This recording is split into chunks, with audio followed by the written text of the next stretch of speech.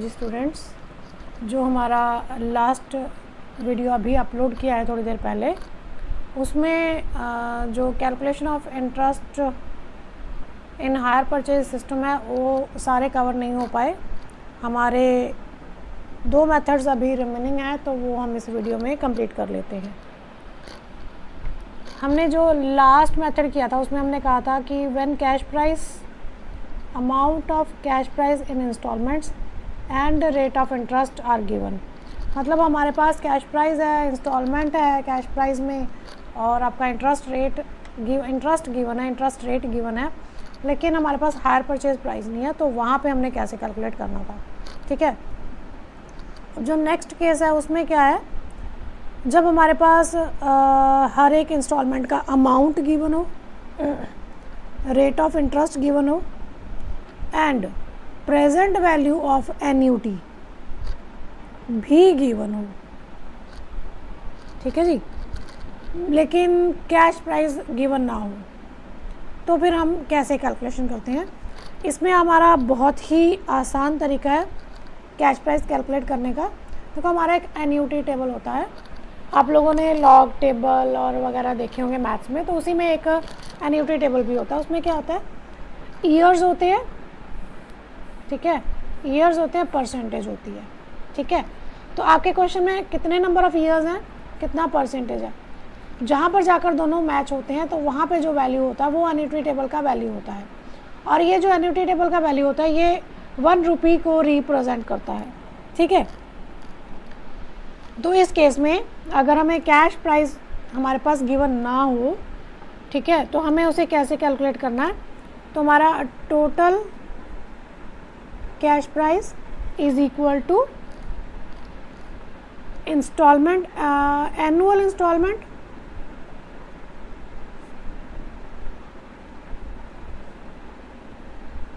Multiply annuity factor.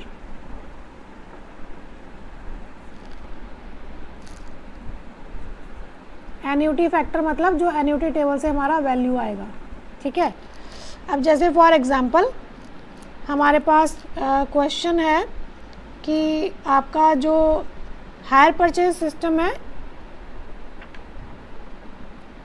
ठीक है, यानी कि आपने कोई मशीन परचेज की है, उसका जो टाइम पीरियड है आपका पेमेंट का 5 इयर्स है। ठीक है, फॉर एग्जांपल 5 इयर्स है, और आपका एनुअल इंस्टॉलमेंट जो है वो है, हर इंस्टॉलमेंट आपका 6,000 रुपये का है। ठीक है जी, rate of interest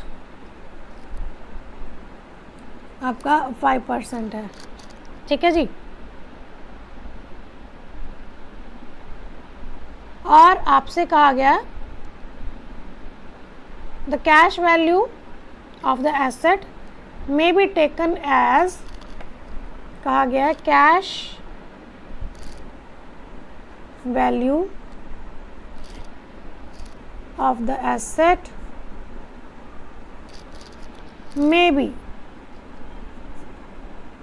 may be taken as the present value of an annuity of rupees 6,000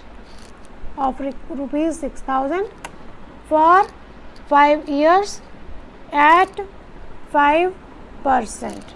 ठीक है, तो आप उस टाइम पे क्या करोगे, अगर वैल्यू नहीं है आपके पास तो आपके पास एन्यूटी टेबल होगा। एन्यूटी टेबल में परसेंटेज गिवन है, ईयर्स गिवन है, यहाँ पे आपका 5 ईयर है, यहाँ पे आपका 5% है, तो ये दोनों जहाँ आकर मिलेंगे यहाँ पे जो वैल्यू होगा वो आपका एन्यूटी टेबल का वैल्यू होगा।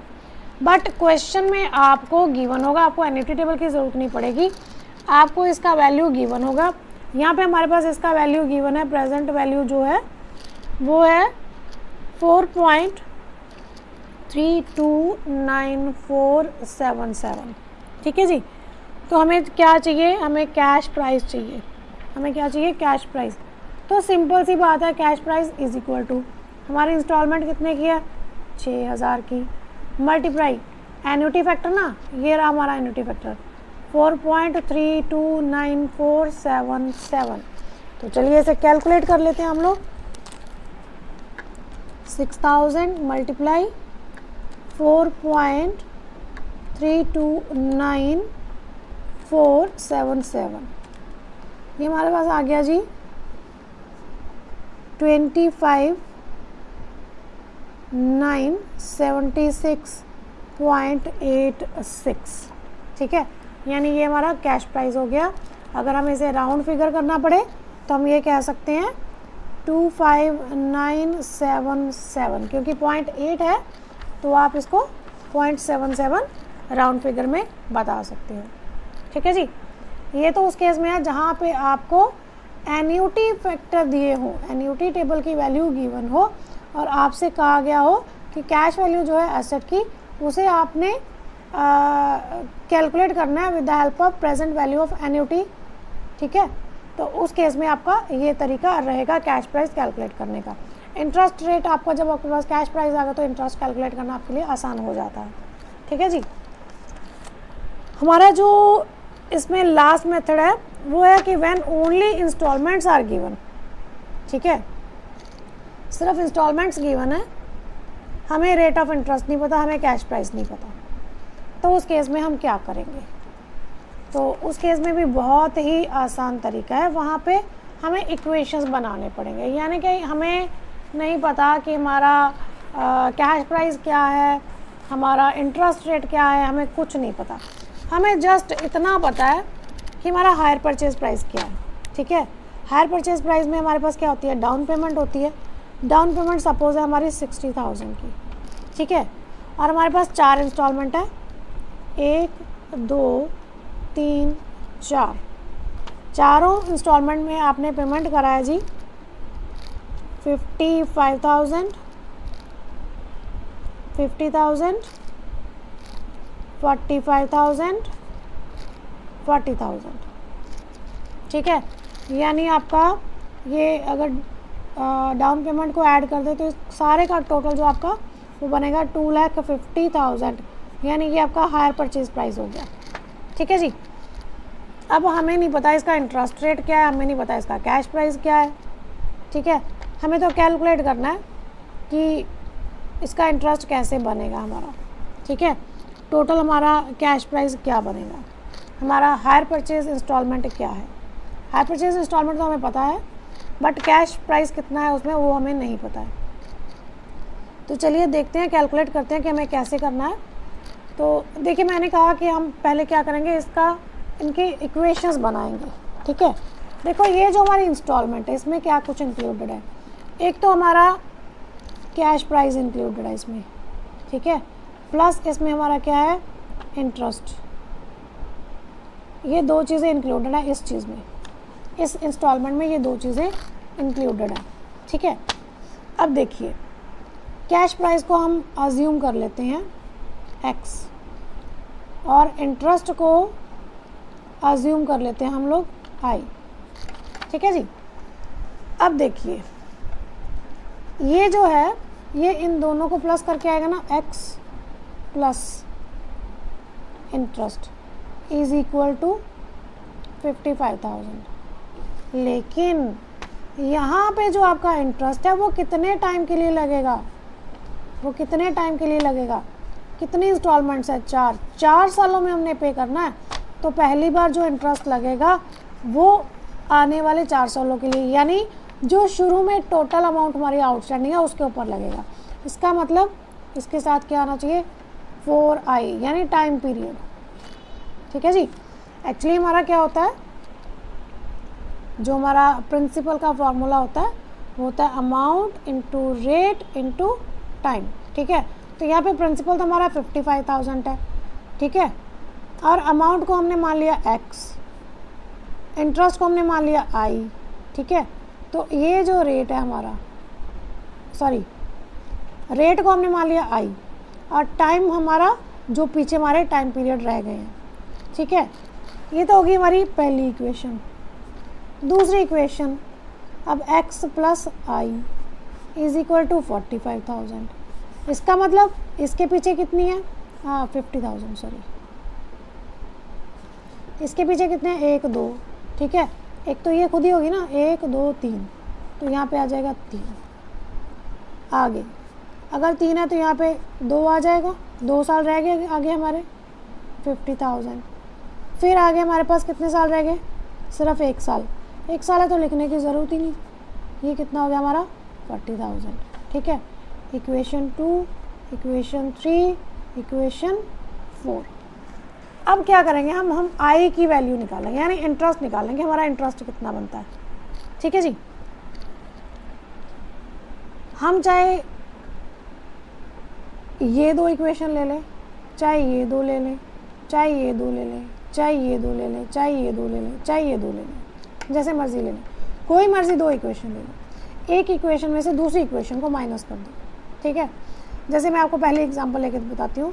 इक्वेशन 1 में से इक्वेशन 4 अगर हम माइनस करते हैं, इक्वेशन 1 में से इक्वेशन 4, ठीक है, तो देखिए x plus 4i is equal to 55, ठीक है। फोर्थ क्या कहता है, x plus i is equal to 40,000। अब हमें क्या करना है, सब्ट्रैक्ट करना है, तो सब्ट्रैक्ट करते हैं तो नीचे साइन चेंज कर देते हैं ना, ये प्लस का ये माइनस हो जाएगा, ये माइनस ये माइनस, चलिए ये प्लस है ये माइनस है, कट गया, ये प्लस है ये माइनस है, 4 में से 1 गए, 3i इज इक्वल टू 15,000, ठीक है। इसका मतलब i इज इक्वल टू, ये जो 3 मल्टीप्लाई इधर रख के क्या हो जाएगा डिवाइड, यानी 5 3 ज़ा 15, तो 5,000 आ गया, ठीक है। अब आप चाहे ये वाला और ये वाला इक्वेशन ले लो, जैसे मर्जी ले लो, आपका आंसर आई इंटरेस्ट जो है वो 5,000 ही आएगा, ठीक है। आई का वैल्यू जो है 5,000 आएगा। तो अब ये दोनों लेके देखते हैं, चलिए x plus 3i is equal to 50,000, x plus 2i is equal to 45,000, ठीक है। माइनस माइनस माइनस, ये कट गया आपका, आई रह गया, इधर क्या रह गया 5,000, ठीक है। अब उल्टा लेके देख लो, इसमें से इसको माइनस कर दो, इसमें से इसको माइनस कर दो, जैसे मर्जी कर लो। इसमें से इसको करते हैं हम लोग, x plus i is equal to 40,000, ठीक है। अब इसमें से ये माइनस होते हैं, x plus 3i is equal to 50,000, sign change कर दिया हमने, ये कट गया, यहाँ पे माइनस 2i, यहाँ पे माइनस 10,000, माइनस माइनस कट गया, i इज इक्वल टू 5,000, ठीक है जी। इसका मतलब पहली इंस्टॉलमेंट के टाइम पे हमारा इंटरेस्ट कितना लगा, i कितना है 5,000 मल्टीप्लाई 4 कितना हो गया 20,000, ठीक है। इसमें 3 तो 15,000, 10,000 एंड 5,000, तो ये हमारा इंटरेस्ट हो गया। 5,000 हमारा चौथी इंस्टॉलमेंट में 5,000 लगा, तीसरी में हमारा 10,000 लगा, दूसरी में हमारा 15 है, और पहली इंस्टॉलमेंट में हमारा 20,000 का इंटरेस्ट है, ठीक है। चलिए हमें इंटरेस्ट पता चल गया, आगे चलते हैं हम लोग। हमें तो भी कैश प्राइस भी चाहिए ना, ठीक है। तो चलिए हम आ जाते हैं हमारे कैश प्राइस पे। तो देखिए इंस्टॉलमेंट्स कितनी है, नंबर ऑफ इंस्टॉलमेंट्स 1 2 3 4, ठीक है जी।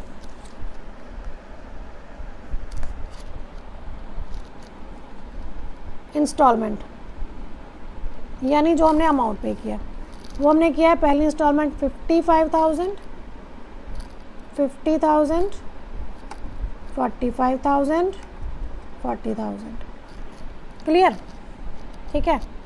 अब आगे हम क्या लेते हैं, इंटरेस्ट।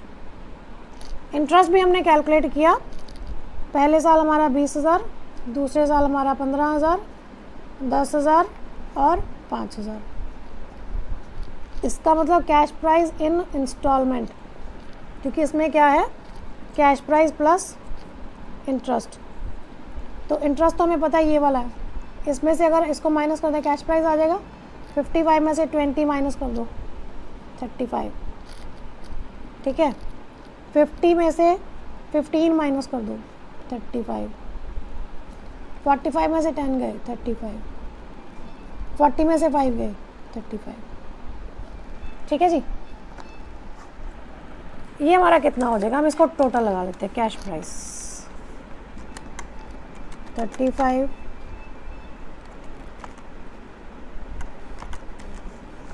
1,40,000, ठीक है।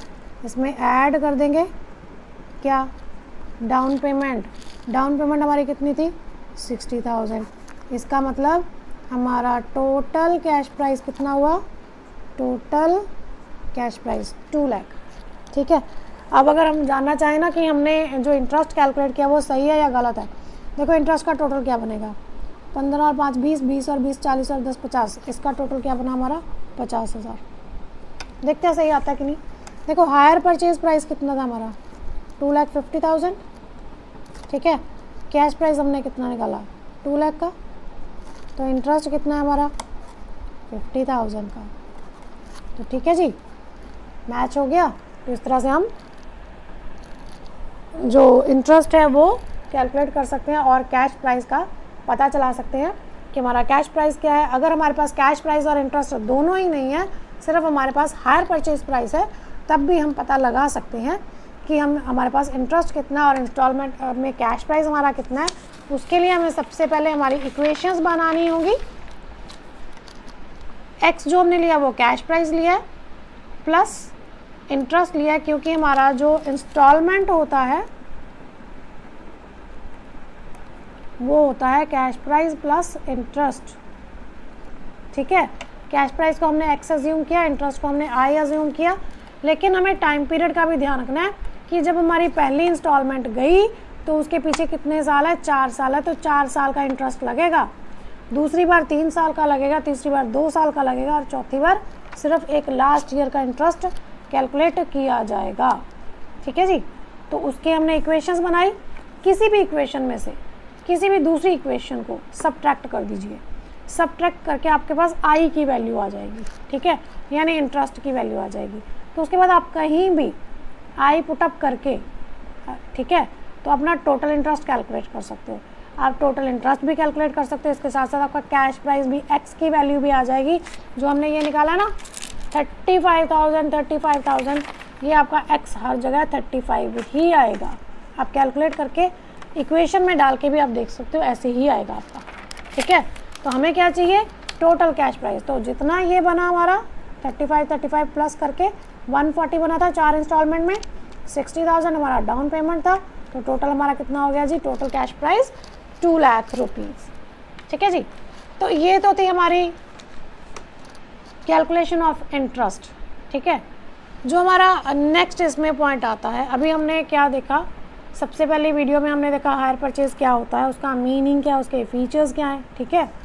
हमने क्या देखा था, हायर परचेज प्राइस, इसका मीनिंग देखा था हमने, फीचर्स देखे थे हमने, ठीक है। फिर डिफरेंस देखा था between hire purchase agreement and sale, ठीक है। फिर उसके बाद अगले वीडियो में हमने देखे कैलकुलेशन ऑफ इंटरेस्ट, ठीक है। हमारे इस वीडियो में भी ये हमारा टॉपिक चल रहा था, जो हमने कंप्लीट कर दिया। अब इसके आगे जो अगला हमारा टॉपिक आएगा वो आएगा अकाउंटिंग एंट्रीज, अकाउंटिंग एंट्रीज, ठीक है। उसके बाद ये जो आपकी अकाउंटिंग एंट्री है, in the books of hire purchaser and in the books of hire vendor, दोनों की बुक्स में होंगी। फिर इनके लेजर्स भी बनाएंगे, ठीक है। In the books of hire purchaser जो हमारे लेजर्स बनते हैं वो हमारे बनते हैं एसेट अकाउंट, ठीक है, वेंडर अकाउंट, इसके अलावा डेप्रिसिएशन अकाउंट, इंटरेस्ट अकाउंट, ठीक है। बट बेसिकली हमारे ये 2 अकाउंट जो है इम्पॉर्टेंट है, आपके एसेट और higher vendor. But in the books of hire vendor आपके लेजर अकाउंट्स कौन से बनते हैं, हायर परचेजर, ठीक है। एक तो ये अकाउंट, ये आपका इम्पॉर्टेंट अकाउंट है। इसके अलावा इसका डेप्रिसिएशन नहीं होता है, क्योंकि हायर वेंडर के लिए ये सेल होती है, ये एसेट नहीं होती, हायर परचेजर के लिए एसेट होती है, ठीक है। तो इसलिए इसका डेप्रिसिएशन चार्ज करने का कोई मतलब नहीं बनता। वैसे भी इसने सेल किया तो ये डेप्रिसिएशन चार्ज करेगा ही नहीं, ठीक है जी। लेकिन ये इंटरेस्ट चार्ज करता है तो इसका इंटरेस्ट का अकाउंट बनाया जाएगा, ठीक है, इंटरेस्ट अकाउंट बन सकता है। इसके अलावा अगर जो हायर परचेज़र है वो पेमेंट का डिफ़ॉल्ट करता है, यानी पेमेंट नहीं देता है, तो उस केस में जो हायर परचेज़र है वो गुड्स रीपोजेस करता है। तो इसमें गुड्स रीपोजेस्ड जो है वो अकाउंट बनाया जाता है, रीपोजेस्ड अकाउंट, ठीक है जी। तो ये इम्पॉर्टेंट लेज़र अकाउंट्स है। लेकिन लेज़र अकाउंट्स करने से पहले हमें एंट्रीज सीखना है, तो हम पहले एंट्रीज देखेंगे। In the books of hire purchaser and in the books of hire vendor, ठीक है जी। तो चलिए देखते हैं हमारी जर्नल एंट्रीज क्या होंगी।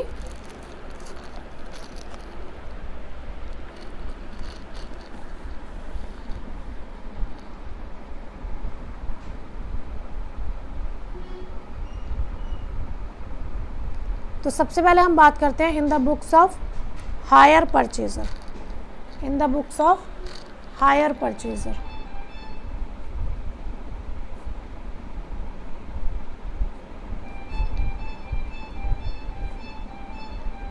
हायर परचेज़र, इसके साथ साथ ही हम शुरू कर लेते हैं दूसरे पेज पर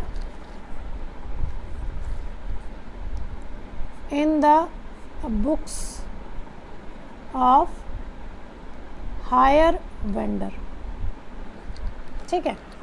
चलिए सबसे पहले हायर परचेज़र जो है वो एसेट परचेज करेगा, ठीक है। पहली एंट्री क्या होगी आपकी, एसेट परचेज करने की, एसेट परचेज्ड, ठीक है। तो हायर वेंडर के पास क्या आया, जर्नल एंट्रीज वैसे ही होती है जैसे हमने +1 में की थी, जैसे हमने पिछले सेमेस्टर में की थी, ठीक है, बीकॉम फर्स्ट ईयर के फर्स्ट सेम में की थी, बिल्कुल सेम वही जर्नल एंट्रीज है, उसमें कोई फ़र्क नहीं है। तो जब एसेट हायर परचेजर ने परचेज़ की तो उसके पास क्या आया, एसेट आई, ठीक है। तो वो क्या करेगा, asset account debit to, asset account debit to. अब क्योंकि हायर परचेज पर है तो उसने पेमेंट नहीं करा, ठीक है, तो वो कर देगा हायर वेंडर अकाउंट, क्योंकि उसने अभी पेमेंट देना है तो हायर वेंडर जो है उसका क्रेडिटर है, ठीक है। यहाँ पे हमारा टोटल कैश प्राइस, मतलब अगर सपोज कीजिए एसेट की जो कैश प्राइस है वो 75,000 है तो वो पूरा 75 का यहाँ पे आ जाएगा, ठीक है। ये तो किया हमारा हायर परचेजर ने। इसके ऑपोजिट अगर हायर परचेजर ने परचेज किया तो हायर वेंडर ने क्या किया होगा, गुड्स सोल्ड, उसके लिए ये एसेट नहीं है, उसके लिए ये गुड्स है। क्यों, क्योंकि वो इनका बिजनेस करता है, सेल परचेज करता है। तो जब हायर वेंडर जो है वो गुड्स सेल करेगा तो उसके लिए तो सेल होगी ना, ठीक है। तो गुड्स को तो उसने क्रेडिट कर दिया, डेबिट किसे करेगा, हायर परचेजर को। क्यों, क्योंकि वो उसका क्या बन गया, debtor. Hire purchaser account debit to sales account, ठीक है जी। तो ये आपका फुल कैश प्राइस पे आएगा, ठीक है जी। नरेशन आप लोग लिख सकते हो, एसेट परचेज्ड, गुड्स सोल्ड, ठीक है जी, on hire purchase. Second entry, अब पहले उसने एसेट जो है खरीद ली, एग्रीमेंट कर लिया हायर परचेजर ने, ठीक है। तो एग्रीमेंट के टाइम पे वो डाउन पेमेंट करता है, ठीक है जी, बिल्कुल करता है। तो हमें क्या करना है, डाउन पेमेंट की एंट्री करनी होगी, ठीक है। Down payment is paid, down payment जो उसने पे कर दी, या आप इसे डाउन पेमेंट को कैश डाउन भी कह सकते हो। क्या कह सकते हो, कैश डाउन इज़ पेड, ठीक है। तो हायर परचेजर के पास से क्या गया, पैसा गया, या तो चेक के थ्रू जाएगा या तो कैश जाएगा, ठीक है। इट डिपेंड्स कि किस तरह से जाएगा। आजकल ज़्यादातर ट्रांजैक्शन, क्योंकि घर पे बैठे हैं आजकल तो, ठीक है, बाहर भी नहीं निकल सकते। लेकिन उसके पहले भी मोदी जी ने जब से ये हमारा ऑनलाइन सिस्टम शुरू किया है तब से हम सब ने ऑनलाइन ही काम शुरू कर दिया जी। पेटीएम है हमारे पास, अमेज़न है, पता नहीं हमने क्या क्या रखे हैं, हमारे डेबिट कार्ड है, क्रेडिट कार्ड है, सारा काम हमारा ऑनलाइन चलता है, हमें ज़रूरत ही नहीं पड़ती कैश की, तो बैंक से ही ट्रांजेक्शन करेंगे हम लोग, ठीक है। तो अब ये कैश किसको दे रहा है, डाउन पेमेंट किसको दे रहा है, हायर वेंडर को। तो हायर वेंडर को वो क्या करेगा, डेबिट करेगा, hire vendor account debit to bank. अब ये वाली अमाउंट कौन सी आएगी, जो आपने डाउन पेमेंट किया है, 6,000 या 10,000 जो भी आपने डाउन पेमेंट किया वो आएगा। इधर हायर वेंडर को भी डाउन पेमेंट मिल गया भैया, वो भी एंट्री करेगा। वो क्या एंट्री करेगा, वो करेगा एंट्री। अब इसके पास क्या आ गया, पैसा आ गया भाई। अगर हमने ऑनलाइन ट्रांजैक्शन किया है तो उसके भी सीधा अकाउंट में जाएगी, उसके हाथ में नहीं आएगी, ठीक है। तो करेगा बैंक अकाउंट डेबिट टू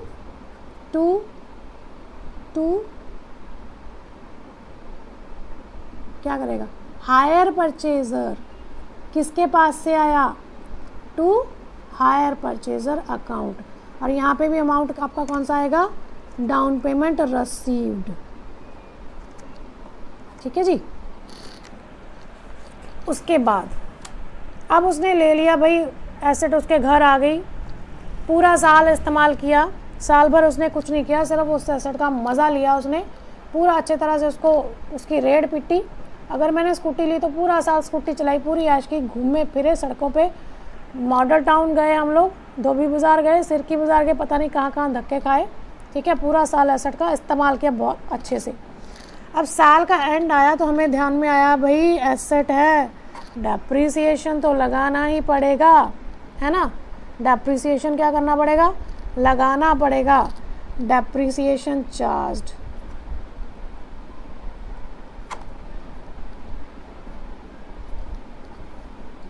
अब ये डेप्रीसिएशन चार्ज करेगा तो क्या होएगा, एसेट की वैल्यू कम होएगी। तो एंट्री क्या होएगी, depreciation account debit to asset account, ठीक है जी। तो जितना हमारा डेप्रीसिएशन है, सपोज हमारी 50,000 की एसेट है और 10% का डेप्रीसिएशन है, तो आपका 5,000 का डेप्रीसिएशन हो गया, वो आप यहाँ पे डाल दोगे, ठीक है, विद डेप्रीसिएशन अमाउंट। बट क्या हायर वेंडर कोई एंट्री करेगा, क्यों करेगा भाई, उसकी एसेट नहीं है, उसकी एसेट नहीं है, उसके गुड्स है, ठीक है। और गुड्स के ऊपर डेप्रीसिएशन चार्ज नहीं होता, डेप्रीसिएशन सिर्फ फिक्स्ड एसेट के ऊपर चार्ज होता है। तो इसलिए हमारा जो हायर वेंडर है वो कोई भी एंट्री पास नहीं करेगा, ठीक है। अब चलिए डेप्रीसिएशन चार्ज करने के बाद हमारे ध्यान में आया कि भैया इंटरेस्ट भी तो पे करना है हमें इसका, और सॉरी इंस्टॉलमेंट, इंटरेस्ट भी पे करना है, सच इंस्टॉलमेंट तो पे करनी है, वो तो हमने ड्यू कर ही रखा है टोटल अमाउंट, है ना। हमें इंटरेस्ट भी पे करना है, तो हमें क्या करना होगा, इंटरेस्ट को पहले ड्यू करना होगा। पहले हम अपनी बुक्स में ड्यू करेंगे, फिर हम उसे पे करेंगे, इंस्टॉलमेंट पे करेंगे, ठीक है। तो चलिए पहले इंटरेस्ट ड्यू करते हैं। तो इंटरेस्ट ड्यू करने के लिए हमारी एंट्री हो जाएगी interest account debit to hire vendor, पूरा नहीं लिख रही हूँ मैं, to hire vendor with amount of interest. जो भी हमारा इंटरेस्ट का अमाउंट है वो हम यहाँ पे डाल देंगे, ठीक है। अब इंटरेस्ट भी ड्यू कर लिया और लास्ट हम एंट्री क्या करेंगे भाई, पे कर दो इंस्टॉलमेंट, ठीक है। इंस्टॉलमेंट पूरा का पूरा पे कर दो। तो हम क्या करेंगे, जब हम इंस्टॉलमेंट पे करेंगे, हमारे पास से ऑनलाइन ट्रांजैक्शन जा रहा है, ठीक है। तो हमारा हायर वेंडर के पास जा रहा है, hire vendor account debit to bank account, ठीक है। इंस्टॉलमेंट पेड, ठीक है। यहाँ पे क्या था, इंटरेस्ट ड्यू किया तो interest account debit to hire vendor, और जब हमने इंस्टॉलमेंट पे किया हायर वेंडर टू बैंक, यानी यहाँ पे अमाउंट ऑफ इंस्टॉलमेंट, और यहाँ पे इंस्टॉलमेंट का मतलब क्या है, कैश प्राइस प्लस इंटरेस्ट, दोनों को मिलाकर, ठीक है जी। अब देखो, अगर हायर परचेजर ने इंटरेस्ट ड्यू किया और इंस्टॉलमेंट पे किया तो क्या हायर वेंडर ने ये रिसीव नहीं किया, बिल्कुल हायर वेंडर ने भी रिसीव किया। तो इंटरेस्ट ड्यू करने की एंट्री तो हायर वेंडर भी करेगा, लेकिन इसके अपोजिट करेगा, क्योंकि उसने इंटरेस्ट चार्ज करना है, उसके लिए वो क्या है, इनकम। इसके लिए तो वो एक्सपेंडिचर है, उसने डेबिट किया, लेकिन हायर वेंडर के लिए क्या है, वो इनकम है। तो इंटरेस्ट ड्यू, ये भी इंटरेस्ट क्या करेगा, ड्यू करेगा, लेकिन ये एंट्री करेगा hire purchaser to interest account, hire purchaser account debit to interest account, ठीक है। और इंस्टॉलमेंट रसीव्ड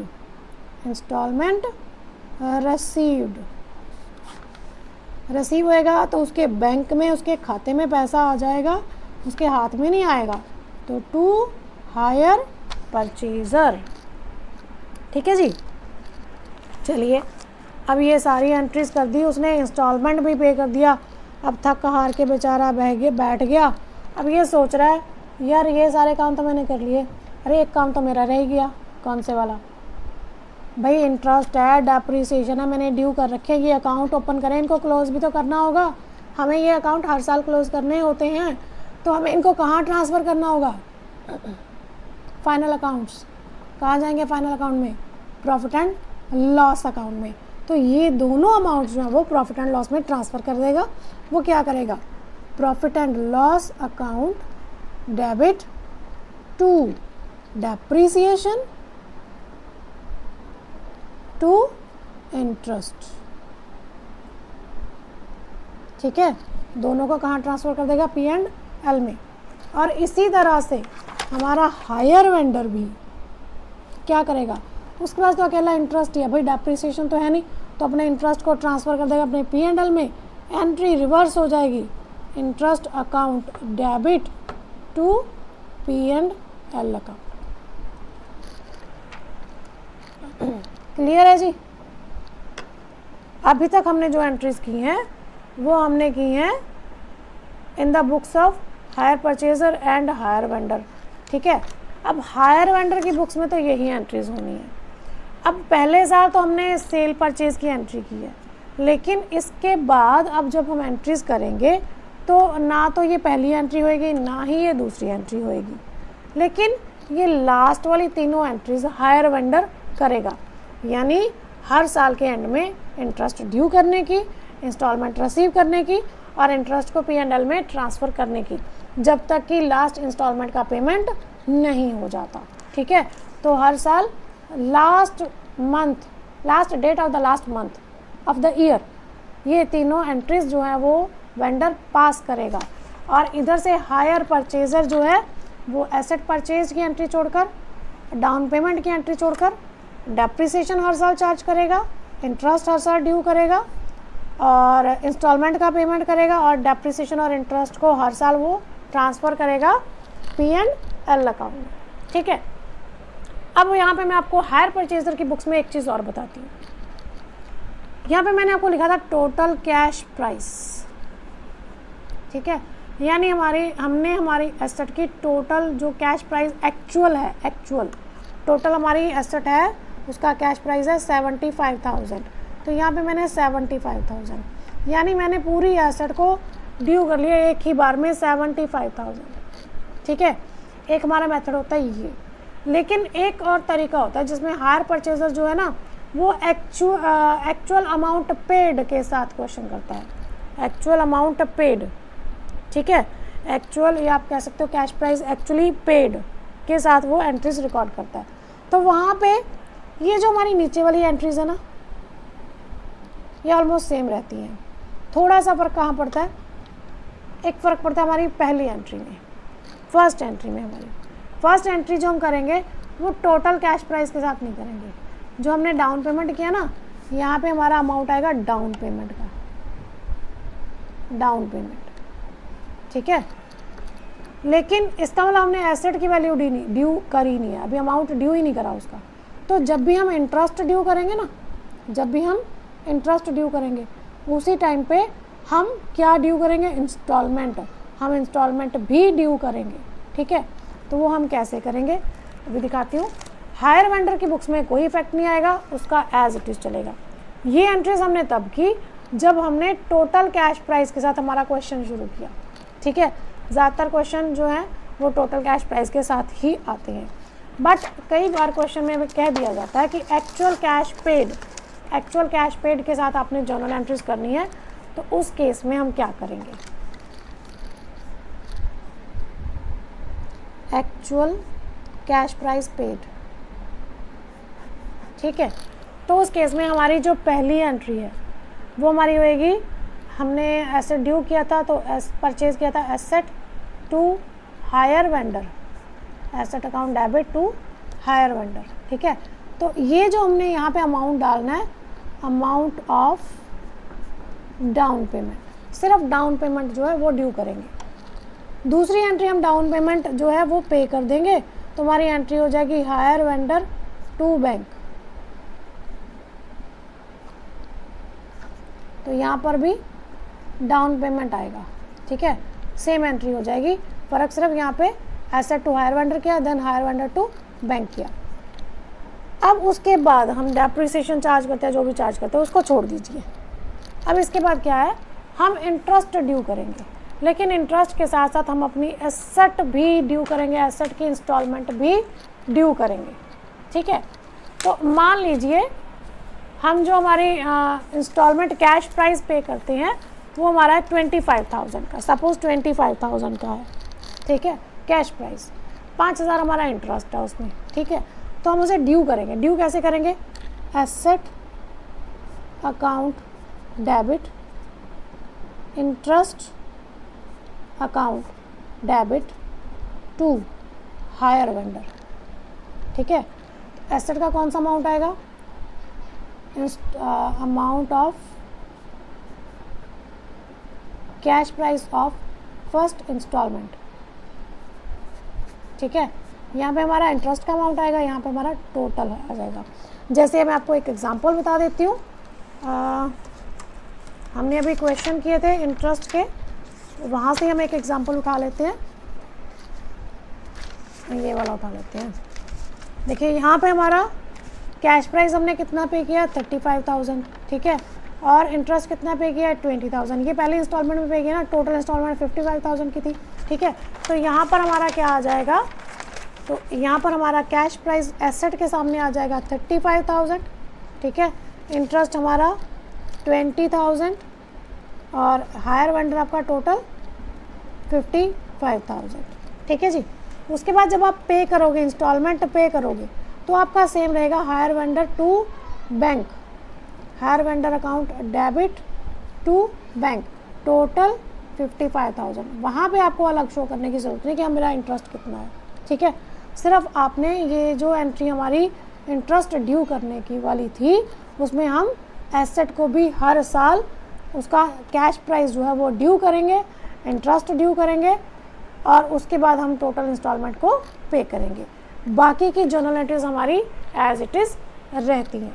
ठीक है, नेक्स्ट वीडियो में हम इसके जर्नल एंट्रीज और अकाउंट्स बनाना सीखेंगे, वो हमने कैसे करने हैं, और इसके साथ ही आपका गुड्स रीपोजेस्ड यानी डिफ़ॉल्ट इन पेमेंट के पॉइंट्स को डिस्कस करेंगे। ठीक है, तब तक के लिए आप अपने अपने घरों में रहिए, सुरक्षित रहिए, एग्ज़ाम्स की तैयारी करते रहिए, क्योंकि आपके जो फाइनल एग्ज़ाम्स अभी गवर्नमेंट का कोई भी डिसीज़न उसके ऊपर अभी नहीं आया कि एग्ज़ाम्स लिए जाएंगे या नहीं लिए जाएंगे, लिए जाएंगे तो कैसे लिए जाएंगे, अभी हमारे पास कोई भी इंफॉर्मेशन अवेलेबल नहीं है यूनिवर्सिटीज़ की तरफ से, गवर्नमेंट की तरफ से।